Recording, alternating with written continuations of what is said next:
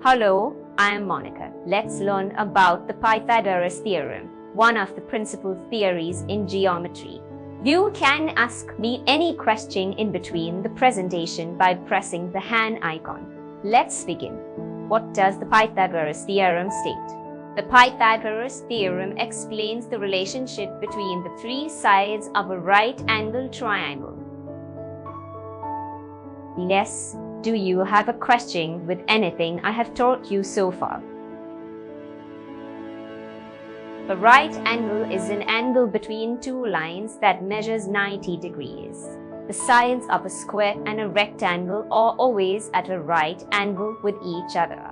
You can notice the right angle in the corners of a room, the edges of a box, and so on. I hope I have clarified your doubt.